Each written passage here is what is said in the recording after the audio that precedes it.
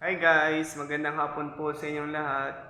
Gusto ko lang po i-share sa inyo na ito yung pinaka-challenge sa buhay kapag yung magulang mo ay magkasakit. Kaya kahit mahirap lang tayo, okay lang sana kung di na sila magkasakit kasi di naman maiwasan yan. Kaya ayan guys, gusto ko lang po i-share sa inyo kasi ito yung pinakamahirap na nangyayari sa buhay natin kapag nagkasakit yung magulang natin. Yan po mama ko po, yan. May ubo po siya, tsaka UTI, tapos low blood, tapos mataas din po yung lagnat niya. Kaya kung pwede lang sana na tayo na lang magkasakit, huwag lang yung magulang natin. Mas okay pa sana yan. Kaya guys, habang andyan pa yung mga magulang nyo, mahalin nyo po sila, tapos alagaan nyo po ng mabuti. Bigay nyo po yung kaya nyo ibigay sa mga magulang nyo para naman maging masaya sila kahit papano.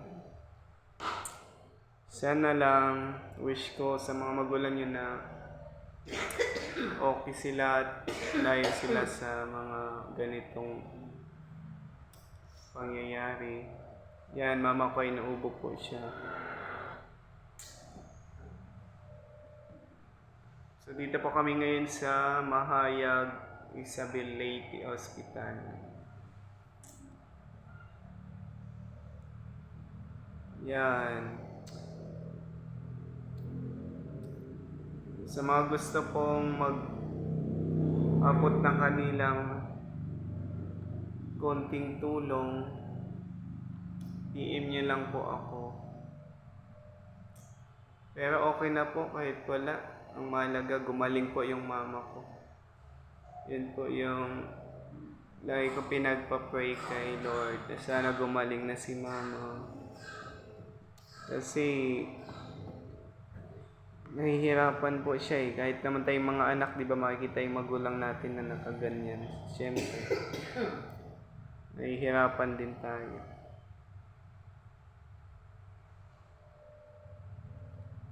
Kaya ayan, Lord, pagalingin niyo na po si mama. Bigyan niyo po siya ng malusog na pangangatawan at sana maging okay na po siya. Bumaba na po yung lagnat niya, tapos okay na po lahat. Yung blood niya, UTI niya, Lord, kayo na pong bahala. So yan, nag-share lang po ako sa inyo guys.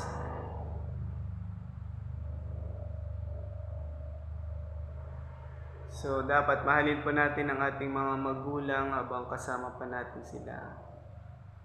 Hanggang dito na lang po. Maraming salamat sa mga gustong magbigay ng tulong. Thank you so much po sa inyo.